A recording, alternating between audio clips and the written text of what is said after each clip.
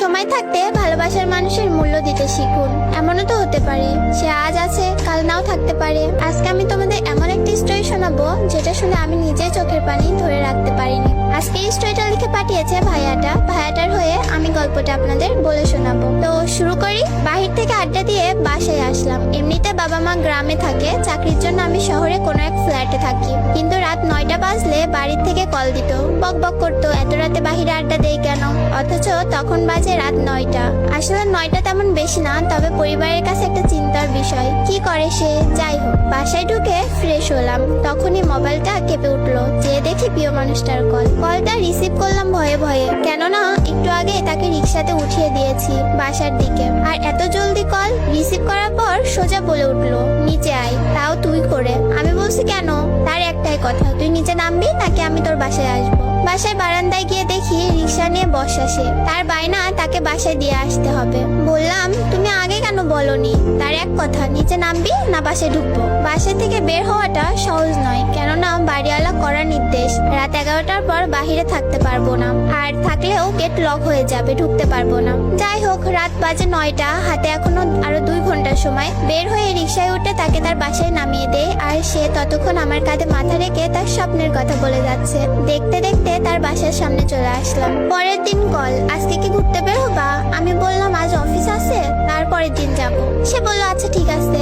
Office থেকে বাসায় ফিরলাম রাত 9টা বাজে। সারাদিন প্রিয় মানুষটার সাথে কথা বলতে পারিনি। ওর কথা ভাবতেই ওর ফোন আসলো। ফোন রিসিভ করলাম আর সে বলল, বাবু নিচে আসো, একটা সারপ্রাইজ আছে। আমি নিচে গিয়ে দেখি প্রিয় মানুষটা দাঁড়িয়ে আছে। উকি মেরে দেখছিলাম ওর হাতে কিছু আছে কিনা, কিন্তু কই, কিছুই তো দেখলাম না। ভাবলাম পাগলিটা চুমু খাবার জন্য এসেছে, তাই ওকে চুমু খাবার জন্য ওর দিকে এগিয়ে যাচ্ছিলাম, কিন্তু আমাকে ধাক্কা দিয়ে পিছিয়ে গেল আর বলল, এখন চুমু খেতে হবে না, রাতে অনেক খেতে পারবা। আমি বললাম, রাতে অনেক খেতে পারবো মানে? সে বলল, বান্ধবীর বাসায় থাকার কথা বলে এসেছে, আজ তোমার সাথে থাকবো। আজ তোমার সাথে থাকবো, তোমার বুকে মাথা রেখে ঘুমাবো। আমি একটু রেগে বললাম, উফ, কেউ দেখে ফেলার আগে যাও তো। সে জেদ করতে লাগলো, আমি যাব না, সারারাত এখানেই দাঁড়িয়ে থাকবো। আমি বললাম, তোমার যা ইচ্ছা তুমি তাই করো। আমি আমার রুমে চলে আসলাম। কিছুক্ষণ পর জানালার ফাঁক দিয়ে তাকিয়ে দেখলাম সে এখনো দাঁড়িয়ে আছে, মুখ গোমড়া করে, আর কিছু বাজে ছেলেরা ওর দিকে এগিয়ে আসছিল। আমি নিচে গিয়ে ওর হাত ধরে টেনে নিজের রুমে নিয়ে আসলাম। এখন কি করি? বাড়িওয়ালা যদি জানতে পারে আমাকে সোজা বের করে দিবে, তাই ওকে লুকিয়ে রাখলাম। দুজন একসাথে ডিনার করে শুয়ে পড়লাম। পরের দিন ঘুম থেকে উঠে দেখি পাগলিটা আমার বুকে মাথা রেখে ঘুমিয়ে আছে। অনেক মিষ্টি দেখতে আর মায়াবী মুখ, কি আরামেই না ঘুমিয়ে আছে। না জানি কি স্বপ্ন দেখছে। আমি আলতো করে ওর চোখে মুখে আমার হাত বুলিয়ে দিচ্ছিলাম, আর সে আমার হাত ধরে ওর গালের সাথে চেপে ধরে রাখলো, যেন এটা ওর নিজের হাত। আমি হাত সরিয়ে নিতে চাইলাম, কিন্তু সে আরো শক্ত করে ধরে আছে, ছাড়ছেই না। এবার জোর করে হাতটা সরিয়ে নিলাম। তার ঘুম ভেঙে গেল। তাকে বললাম, জলদি বাসা থেকে যেতে হবে, তোমাকে কেউ দেখে ফেলতে পারে। সে বলল, আজ তো তোমার অফিস বন্ধ, তাই আজ সারাদিন তোমার সাথে কাটাবো, সারাদিন ঘুরবো, সন্ধ্যায় তুমি আমাকে বাসায় দিয়ে আসবা। আমি বললাম, আচ্ছা তুমি এখন বাসায় যাও, আমি একটু পরে গিয়ে তোমাকে নিয়ে আসবো। সে বাসায় চলে গেল। আমার কাছে কোনো টাকা নেই, এখন কি করি? তাকে নিয়ে সারাদিন ঘুরবো, যদি কিছু আবদার করে না দিয়ে তো পারবো না। আমি আমার বন্ধুর কাছ থেকে 1000 টাকা ধার করলাম। ওর বাসার সামনে গিয়ে ওকে ফোন করলাম। আজ একটু অন্যরকম করে সেজেছে সে, এর আগে কখনো এভাবে সাজেনি, তাই কিছুক্ষণ হা করে তাকিয়েছিলাম ওর দিকে। সে বলল, কি দেখছো অমন করে? আমি বললাম, আজ তোমাকে অনেক সুন্দর লাগছে, চোখ সরাতে পারছি না। সে মিষ্টি একটা হাসি দিয়েই বলল, দেখতে হবে না, বউটা কার? আমাকে ছাড়া সে কিছুই বোঝে না। আমি সাথে থাকলে জানো ওর আর কিচ্ছু যায় না। সে আর আমি আজ অনেক জায়গায় ঘুরলাম, আর সে আজ মন খুলে সব বলতে লাগলো আমায়, যেন আজই আমাদের শেষ দেখা। ঘুরতে ঘুরতে বিকেল গড়িয়ে এলো। সে বলল, এবার আমাকে পার্কে নিয়ে চলো। বিকেলবেলা ওকে নিয়ে পার্কে গেলাম। পার্কে সবাই জিএফকে দামি গিফট দিচ্ছে, কেউ কেউ দামি গাড়ি নিয়েও ঘুরতে এসেছে। এসব দেখে ভাবতে লাগলাম, পাগলিটা না জানে আবার কি আবদার করে বসে। কিন্তু সে দামি গিফট চাইলো না, আমাকে বলল, 10 টাকার বাদাম কিনে এনে দাও, দুজনে মিলে বাদাম খাবো আর গল্প করবো। সে আমার কাছে তেমন কিছুই আবদার করতো না, শুধু এতটুকুই বলতো, আমি তোমার কাছে কিছুই চাই না, আমাকে শুধু একটু ভালোবাসো, তাহলে আমি অনেক খুশি। আমি বাদাম কিনে আনলাম। আমি বাদামের খোসা ছড়িয়ে তার হাতে দিচ্ছিলাম, আর সেও খুশি মনে বাদাম খাচ্ছিল। সে আমাকে বলল, আচ্ছা জান, দেখো আমরা কত খুশি এখন, এভাবে যদি সারা জীবন একসাথে থাকতে পারতাম কতই না ভালো হতো বলো। আমি বললাম, থাকবো, দেখো একদিন তোমার তোমাকে আমার বউ করে আনবো, সারা জীবন একসাথে থাকবো। কথাটা শুনেই সে আমাকে শক্ত করে আমার হাতটা ধরলো। আমরা হাঁটতে হাঁটতে পুকুর পাড়ে গেলাম। পুকুর পাড়ে বসে দুজনে গল্প করতে করতে কখন যে সন্ধ্যা গড়িয়ে এলো বুঝতেও পারলাম না। এবার তাকে তো তার বাসায় দিয়ে আসতে হবে, কিন্তু সে যেতে চাচ্ছে না। বলছে আরো কিছুক্ষণ একসাথে গল্প করবে, কিন্তু সন্ধ্যা গড়িয়ে এসেছে, তাই ওর বাসার দিকে রওনা হলাম। সারাটা পথ সে আমার হাত শক্ত করে ধরেছিল। একটু অন্যরকম অনুভব করছি। হঠাৎ করে ওর প্রতি ভালোবাসাটা কেমন যেন বেড়ে গেল। ওর প্রতি কেন জানি না একটা মায়া কাজ করতে লাগলো।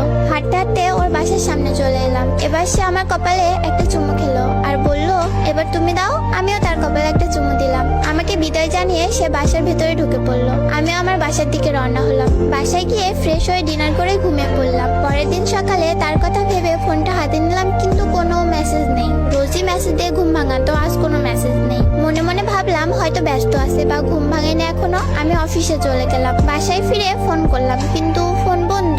রোজ রাতে সে বাসার সামনে এসে দাঁড়িয়ে থাকতো চুমু খাবার জন্য, কিন্তু আজ কি হলো? মনে হয় একটু ব্যস্ত আছে। আমি আমার মতো খেয়ে ঘুমিয়ে পড়লাম। কিন্তু পরের দিন সকালে ঘুম থেকে উঠে ফোনটা হাতে নিলাম। ভাবলাম সে মেসেজ দিছে, হয়তো গুড মর্নিং জানিয়েছে, কিন্তু মেসেজে গিয়ে কোনো মেসেজ পেলাম না। তখন বুকের ভেতরটা একবার ধুক করে উঠলো। আমি তাকে বারবার ফোন করার পরও ফোন বন্ধ পাচ্ছিলাম। বুঝতে পারলাম কিছু হয়েছে। ছুটে গেলাম ওর বাসার দিকে, কিন্তু গিয়ে দেখি ওর বাসার বাহিরটা তালা দেওয়া। পাশের বাসার আপিকে জিজ্ঞেস করলাম। আপি বলল এই বাসায় কোনো একজন খুব অসুস্থ, তাই তাকে সবাই হসপিটালে নিয়ে গেছে। আমি হসপিটালে গিয়ে দেখি তার বাবা মা ওখানে বসে বসে কাঁদছে। আমি তাদের জিজ্ঞেস করলাম, আঙ্কেল আন্টি কি হয়েছে, কাঁদছেন কেন? ওনারা আমাকে চিনতে পারেনি, তাই কোনো কথা না বলে কান্না করে যাচ্ছে। ডক্টরকে জিজ্ঞেস করলাম, স্যার ওনাদের কি হয়েছে, কাঁদছে কেন? ডক্টর বলল ওনাদের মেয়ের ক্যান্সার ধরা পড়েছে। এই কথা শোনার পর আমার হাহাকারটা আরো বেড়ে গেল। আমি রুমের দরজার কাছ দিয়ে ভেতরে তাকালাম। ভেতরে আমার মানুষটা শুয়ে আছে। তখন খুব ইচ্ছা করছিল ভেতরে গিয়ে তাকে জড়িয়ে ধরতে, তার কপালে একটা চুমু খেতে, কিন্তু বাহিরে ওর মা বাবা, তাই পারিনি। আমি আর কোথাও যাইনি তাকে ছেড়ে। যদি ওর কিছু হয়ে যায়, হসপিটালের বাইরেই অপেক্ষা করতে লাগলাম পাগলিটার জন্য। আর প্রার্থনা করতে লাগলাম, আল্লাহ তুমি আমার ভালোবাসার মানুষটাকে আমার কাছে ফিরিয়ে দাও। সারাদিন ওখানেই কেটে গেল। কিছু খাইনি, কিছু খেতে পারছি না, খাবার গিলতেও পারি না। রাত হয়ে গেল। আমি তার রুমের সামনে বসে রইলাম। পরের দিন সকালে কোনো এক কান্নার শব্দে ঘুমটা ভেঙে গেল। চোখ খুলতে দেখি আর বাবা মা অনেক কান্না করছে। ওদের আরো কিছু আত্মীয় স্বজনও ছিল।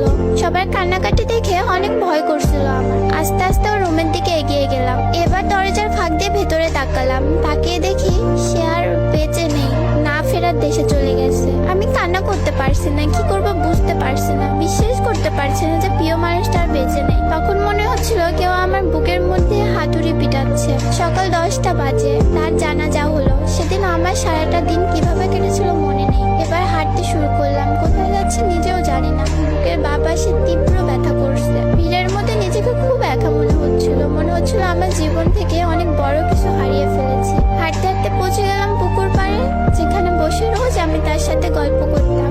আকাশে তখন মিটি মিটি তারা জ্বলছে। তারার দিকে তাকিয়ে রইলাম। চলে গেলাম কল্পনার রাজ্যে। প্রিয়টার সাথে কাটানোর সময়গুলোর কথা ভাবতে লাগলাম। সেখানে বসে রোজ আমি তার সাথে কত গল্প করতাম। এখন আর কেউ মেসেজ দিয়ে গুড মর্নিং বলে ঘুম ভাঙাবে না। কেউ রোজ রাতে এসে বলবে না জান আমার কপালে একটা চুমু দাও। এখন কেউ আর আমার বুকে মাথা রেখে ঘুমাবে না। এভাবে ভাবতেই চোখের পানি গড়িয়ে পড়তে লাগলো।